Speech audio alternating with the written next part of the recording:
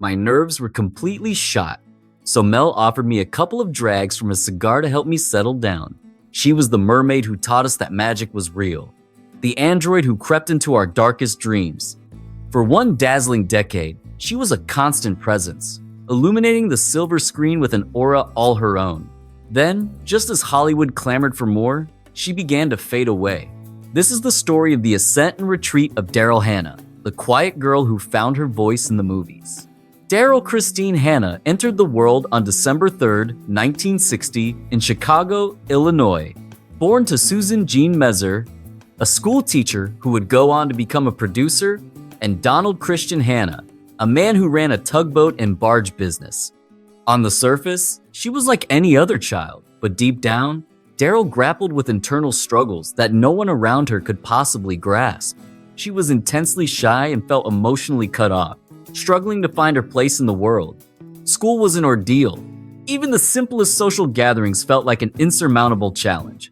While the other children played together with ease, Daryl felt a profound separation, as if trapped behind an invisible barrier. As a little girl, she was given a diagnosis of autism, during an era when the condition was scarcely understood and carried a heavy social stigma. Her parents went their separate ways when she was a child, and her mother later remarried a businessman, Gerald Wexler, the brother of the acclaimed cinematographer Haskell Wexler. Daryl's childhood was spent alongside her siblings, Dawn and Paige Hannah, and her maternal half-sister, Tanya Wexler. The specialist who assessed young Daryl advised her parents to have her institutionalized and placed on a regimen of strong medications. Her mother refused. Instead, Susan made the bold decision to move with her daughter to Jamaica for a time, hoping the new surroundings would help Daryl discover who she was. The move was successful in ways Susan could never have foreseen. After returning to Chicago, Daryl was enrolled in the progressive Francis W. Parker School, but it was in the darkened halls of movie theaters that she discovered her true refuge. A battle with chronic insomnia led her to spend endless nights captivated by films. The darkness of the cinema became her sanctuary, a place where her shyness was irrelevant because no one's gaze was upon her. Cinema became her first language, a way for her to process the emotions and connections that felt so perplexing in the real world. By the time she was a teenager, her purpose was clear. Acting was never about achieving fame. It was about embodying someone new. It was a chance to slip into a different existence, one where her own sense of awkwardness could not reach her. It was a form of liberation. At 17 years old, Daryl relocated to Los Angeles and became a student at the University of Southern California, where she immersed herself in ballet and acting. Her training in dance endowed her with a certain elegance and a powerful physical command that would grow to be her signature. In 1978, at the age of 17, she marked her debut on the big screen in Brian De Palma's horror picture, The Fury. It was a small role, but it was the start of everything. Then came The Replicant that would alter her entire future. In 1982, director Ridley Scott was in the early stages of producing what would become one of the most pivotal science fiction films in history. Blade Runner, adapted from a Philip K. Dick novel titled Do Androids Dream of Electric Sheep, represented a massive, high-stakes wager on a somber, philosophical portrayal of what lay ahead. The character of Pris, an acrobatic basic pleasure model replicant with a capacity for violence, demanded an actress who could inhabit a wealth of contradictions. The part called for someone who could be simultaneously gorgeous and disturbing, delicate and deadly, human and yet completely artificial. Daryl Hannah entered the audition room at just 21 years old. With her arresting, almost ethereal features, her intense blue-green eyes, and her considerable background in ballet, she was a world apart from anyone else Scott had auditioned. She won the role, and it would set her career on a course that absolutely no one could have anticipated. On the set, Daryl made a brilliant creative choice that would come to define the character for all time. The script indicated that Pris possessed gymnastic prowess as a component of her physical design, but the exact movements were not specified. Daryl, calling upon her years of dance instruction and inherent physical grace, invented the character's entire physical language on her own.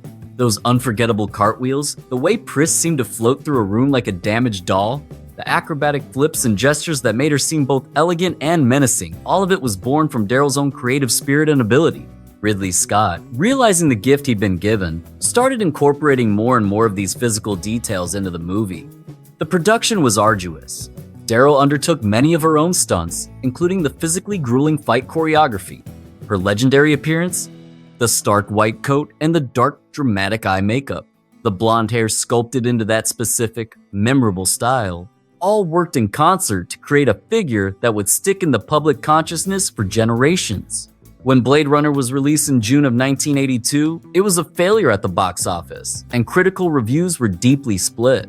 The film's deliberate pacing, its weighty philosophical themes, and its bleak vision of the future left audiences who were anticipating a simple sci-fi adventure feeling bewildered.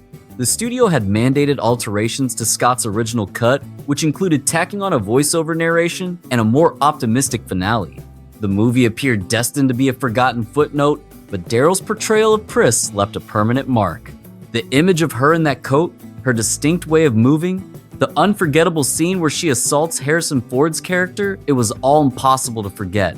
Over the following years, as Blade Runner gained a new audience on home video and was re-examined by film scholars, it came to be hailed as a true masterpiece. Pris became one of the most legendary characters in motion picture history, and Daryl's contribution to that enduring legacy is simply incalculable. To this day, she views Blade Runner as the highest achievement of her career. In that very same year, Daryl was featured in Summer Lovers, a sultry romance set against the backdrop of Greece. Centered on a young couple that decides to bring a third partner into their relationship, the movie showcased her incredible range as she shifted from the cold, robotic Pris to a warm, sensual woman exploring the boundaries of freedom and desire. Hollywood was beginning to pay close attention to this tall, blonde actress who seemed to have no limits. I wouldn't say I was an introvert. I was just off in another place. I was living in a dream world constantly. Then came Splash, the role that made her a household name. 1984 was the year that would change everything for Daryl Hannah. Ron Howard, who had grown from a beloved child star into a respected and capable director, was at the helm of a whimsical romance built on a strange foundation. A man captivated by a mermaid. Back in 1984, this was far from a surefire success. Such a concept could have easily drifted into the absurd or the overly sweet. The part demanded an actress who could embody something not of this world, yet feel deeply human, someone both comical and heart-wrenching. An artist capable of making an audience forget reality and embrace a love story that defied all logic. That artist was Daryl Hannah. She was cast as Madison the Mermaid, starring across from Tom Hanks, a man then just beginning the ascent to his own legendary status. And what Daryl brought to the screen was nothing short of enchantment. The journey to become Madison was grueling. She mastered the art of swimming like a mermaid, finding her legs to move as one, perfectly echoing the motion of a tail. It was a skill, in fact, born from a childhood dream, a lifelong love for Hans Christian Andersen's classic tale, The Little Mermaid.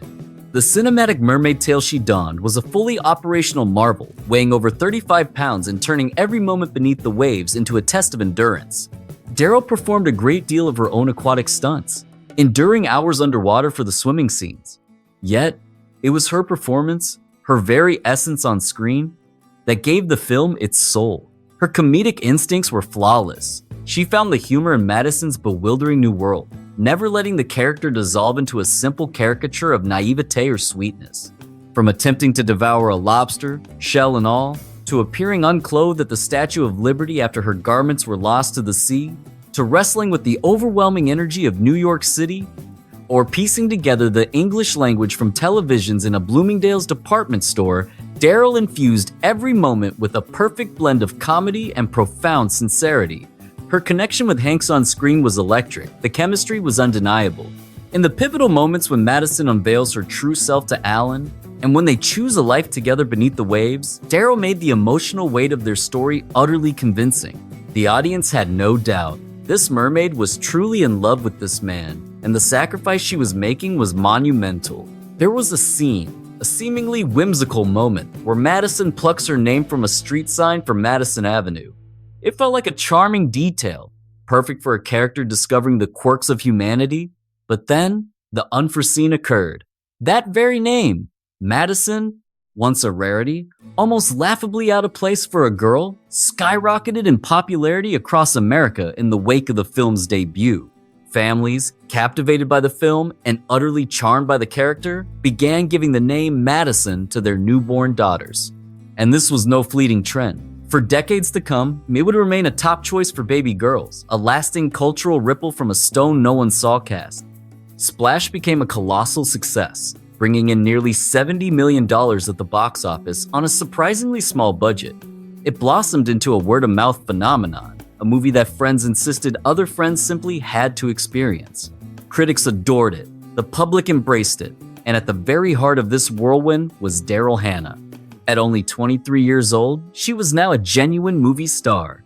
The picture also marked the inaugural release from a fledgling studio named Touchstone Pictures, which was Disney's venture into more adult-oriented filmmaking. The film's triumph was instrumental in launching the new studio, proving that fantastical love stories could resonate deeply with grown-up audiences. These were her golden years. The remainder of the 1980s would be defined by Daryl's presence. In 1984, riding the wave of Splash's success, she starred in The Pope of Greenwich Village with Mickey Rourke and Eric Roberts, proving her ability to stand firm in much grittier cinematic territory. 2 years later, in 1986, she took the lead in The Clan of the Cave Bear, embodying a Cro-Magnon woman. While the movie itself did not find commercial success, it showcased her fearless dedication to complete character transformation. That very same year, she shared the screen with Robert Redford and Deborah Winger in Legal Eagles. And then came 1987, a year that delivered two of her most career-defining roles. In Oliver Stone's iconic Wall Street, she portrayed the girlfriend to Charlie Sheen's driven young stockbroker. That film would go on to win an Academy Award and become a true cultural benchmark. While Daryl herself received a Razzie Award nomination for the part, the movie's immense success undeniably elevated her stature within Hollywood. But even more significant, 1987 brought the world Roxanne. In this contemporary reimagining of Cyrano de Bergerac, Daryl starred across from Steve Martin as the luminous object of affection. Roxanne, Martin's character, secretly supplies the poetic words of love that she mistakenly attributes to another suitor. The legendary critic Roger Ebert praised Daryl's performance as both sweet and gentle, highlighting the depths she brought to a character that could have easily remained flat. The following year, 1988, saw her in high spirits alongside Peter O'Toole. And then came 1989, a year marked by two more major pictures. She had a role in Woody Allen's acclaimed Crimes and Misdemeanors, which was followed by the unforgettable Steel Magnolias. This powerful ensemble film, featuring Sally Field, Shirley MacLaine, Dolly Parton, and Julia Roberts, was immediately hailed as a timeless classic. Daryl portrayed Annelle, the reserved beautician on a journey to find her confidence and her convictions. It was a more subdued role, one she inhabited beautifully. As the decade drew to a close, Daryl Hannah was a constant and brilliant presence. She had collaborated with Hollywood's leading directors, demonstrating her remarkable range across comedy, drama, science fiction, and romance. Her personal life was in the spotlight as well. She was dating musician Jackson Browne and even graced the screen in his music video for Tender as the Night. From the outside, her life looked flawless. The 1990s, cracks in the foundation. The new decade began on a hopeful note. In 1990, Daryl appeared in Crazy People, a comedy starring Dudley Moore about an ad man who finds success by embracing brutal honesty. In 1991, she embraced a far more serious part in At Play in the Fields of the Lord, Hector Babenco's ambitious epic about missionaries in the Amazon, adapted from the novel by Peter Matthiessen. Though the film did not succeed at the box office, it underscored Daryl's dedication to artistically challenging and profound stories, even when it meant sacrificing a larger salary and mainstream attention. But behind the scenes, things were falling apart. In 1992, Daryl was found severely beaten, her body bruised and injured in a manner that pointed to a violent altercation.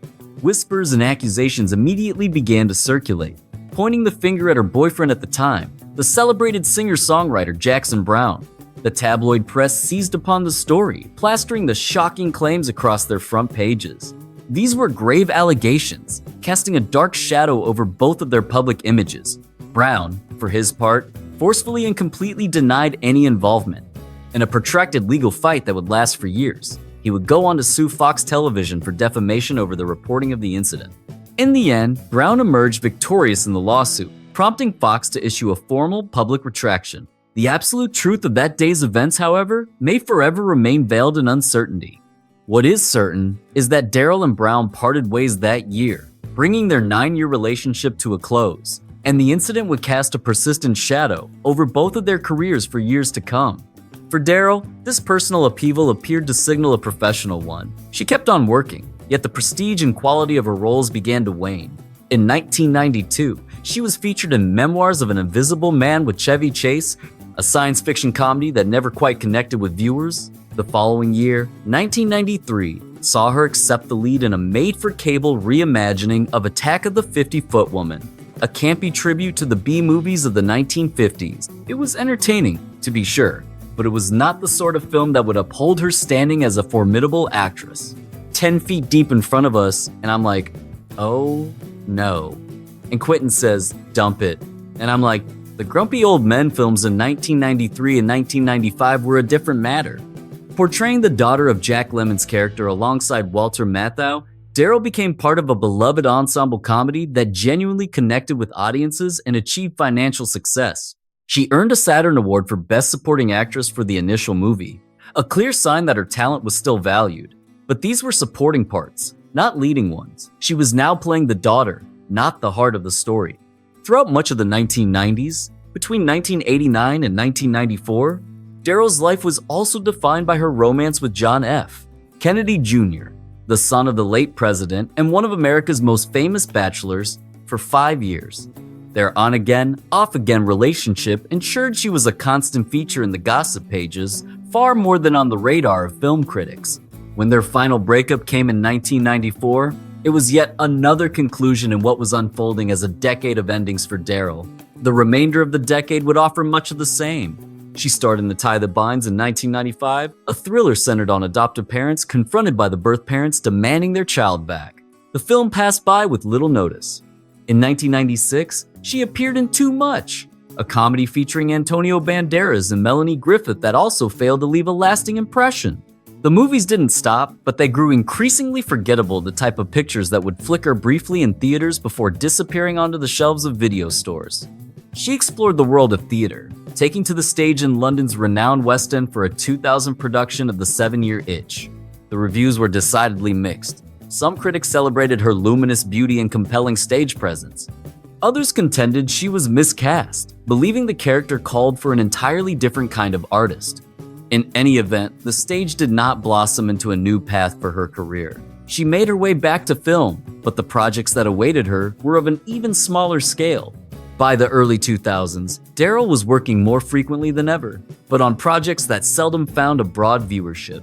She focused on smaller, independent cinema, including John Sayles' Casa de los Babies in 2003, where she played Skipper, an athletic woman haunted by the memory of 3 miscarriages, among a group of Americans in Mexico waiting to adopt. She also took a role in Sayles' political satire Silver City in 2004.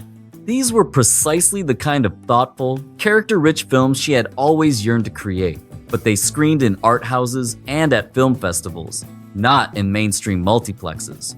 In 2002, she played the mother to Mandy Moore in the adolescent drama A Walk to Remember. It was a secondary part in a film crafted for teenagers, a universe away from headlining major motion pictures. In that same year, she was in Dancing at the Blue Iguana, a raw and gritty drama about the lives of strippers in Los Angeles. Daryl portrayed Angel, a tormented exotic dancer, and she threw herself into preparing for the part, reportedly even performing live at several strip clubs across Los Angeles. The film was built on improvisation and strived for a stark authenticity, but its considerable amount of nudity tended to eclipse whatever artistic goals it may have had. She appeared in the Polish Brothers film North Fork in 2003, embodying the regal and deeply empathetic intersex character, Flower Hercules, one of 4 celestial beings who grace the dreams of a boy in a 1950s Montana town that is about to be washed away by a new dam. It was a strange and poetic film that powerfully demonstrated Daryl's fearlessness in taking artistic risks and portraying unconventional characters. But once more, it was a creation for cinema lovers, not for the masses. At 43, Daryl made another daring decision. She posed nude for Playboy magazine in its September 2003 issue. It was a bold statement that she possessed the same beauty and confidence that had first made her a star, that she was unafraid of aging or being seen. The pictorial generated buzz, but it did not lead to more substantial roles. If anything, it only solidified Hollywood's inclination to view her as a beautiful spectacle rather than a serious performer. Later, in a profoundly honest 2010 interview with The Guardian, Daryl confessed that the absolute lowest point of her career occurred during these years. She had accepted roles in a slew of direct-to-video movies, films that skipped theaters altogether, destined for the rental shelves. She did it strictly for financial reasons, doing some films just for the cash, she revealed, which hopefully went straight to video and no one ever saw. It was a devastating admission from a woman who had once been one of the most in-demand stars in Hollywood. The opportunities were there, but the quality was gone, and she was painfully aware of it. "I don't want you to fall."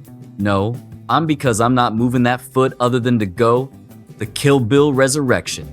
Then, in 2003, a call came from an old friend. Quentin Tarantino had a part for Daryl in his sweeping two-part saga of revenge, Kill Bill.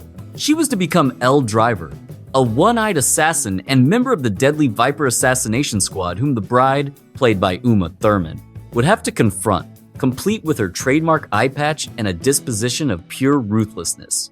Daryl crafted one of the most indelible characters of her entire career. Elle Driver was cold, methodical, and completely without remorse. The bathroom showdown between Daryl and Uma Thurman in Kill Bill Volume 2 is a masterpiece of brutal and brilliant filmmaking. For the role, Daryl was honored with a second Saturn Award. It truly seemed that a career rebirth was on the horizon. She was back in a high-profile movie with a celebrated director, earning her best reviews in ages. At 43, she even appeared in a nude pictorial for Playboy, proving she still had the fire and beauty that made her a star. But the triumphant return everyone anticipated never fully came to pass. Rather than being the start of a new chapter of celebrated roles, Kill Bill began to feel more like the end of something beautiful than a new beginning. The truth behind the decline. For many years, the common assumption was that Daryl's career faded simply due to Hollywood's harsh treatment of actresses as they age. While that is certainly an element of the story, something far darker was at work. In 2017, as the Me Too movement sent shockwaves through the film industry, Daryl Hannah added her own voice to the growing chorus of women who came forward to speak out against Harvey Weinstein. Her account in The New Yorker laid bare a series of harrowing encounters that occurred during the production of Kill Bill. At one Cannes Film Festival, Weinstein hammered on her hotel room door with such fury that she had to flee through a service entrance. He returned the following night, leaving her to barricade herself inside. Years down the road, around the premiere of Kill Bill Volume 2, Weinstein bypassed the door entirely, using a key to let himself into her hotel room while she was with her makeup artist. Daryl is convinced that Weinstein systematically dismantled her career as retribution for her rejecting him. After Kill Bill, the flow of offers simply stopped. The roles that did trickle in were smaller, of little consequence. The sense of being blacklisted was palpable. But there was another element at play. In 2013, she made public a secret she had held close for decades, a diagnosis of autism from her childhood. This overpowering shyness made the public side of her job an agony. Every interview, talk show appearance, and red carpet was a form of torture. "I've never been comfortable being the center of attention," she confided to People magazine. She had concealed her condition, terrified of the damage it could do to her career. Acting was her sanctuary, an escape into being someone else. But the mantle of fame, the persona of Daryl Hannah the celebrity, was a weight she never wanted to bear. She also adhered to an unwavering code of principles as a lifelong vegetarian and environmental activist.